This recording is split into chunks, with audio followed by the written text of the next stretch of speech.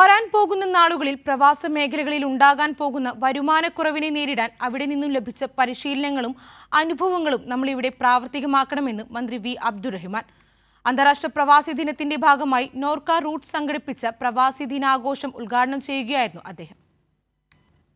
ലോകമെമ്പാടുമുള്ള പ്രവാസികളുടെ സംഭാവനകൾ അനുസ്മരിച്ചാണ് എല്ലാ വർഷവും ഡിസംബർ 18 അന്താരാഷ്ട്ര പ്രവാസി ദിനമായി ആചരിക്കുന്നത്. നോർക്ക റൂട്ട്സ് ലോക കേരള സഭാ സെക്രട്ടേറിയറ്റിന്റെ സഹകരണത്തോടെ അന്താരാഷ്ട്ര പ്രവാസി ദിനം ആഘോഷിച്ചു. മന്ത്രി വി അബ്ദുറഹിമാൻ അന്താരാഷ്ട്ര പ്രവാസി ദിനാചരണം ഉദ്ഘാടനം ചെയ്തു. ഒരു കാലത്ത് കേരളത്തിന്റെ വൻ വരുമാന മാർഗം കൂടിയായ പ്രവാസ മേഖല വരും കാലങ്ങളിൽ വരുമാനത്തിൽ കുറവ് വരുന്ന സ്ഥിതിയിലേക്ക് മാറാൻ സാധ്യതയുണ്ടെന്ന് മലബാറിൽ മാത്രം നടത്തിയ സർവേ റിപ്പോർട്ട് വ്യക്തമാക്കുന്നുവെന്ന് മന്ത്രി അബ്ദുറഹിമാൻ പറഞ്ഞു. പ്രവാസ ജീവിതം വഴി ലഭിച്ച പരിശീലനവും അനുഭവവും നമ്മളിവിടെ പ്രായോഗികമാക്കേണ്ടതുണ്ടെന്നും മന്ത്രി പറഞ്ഞു.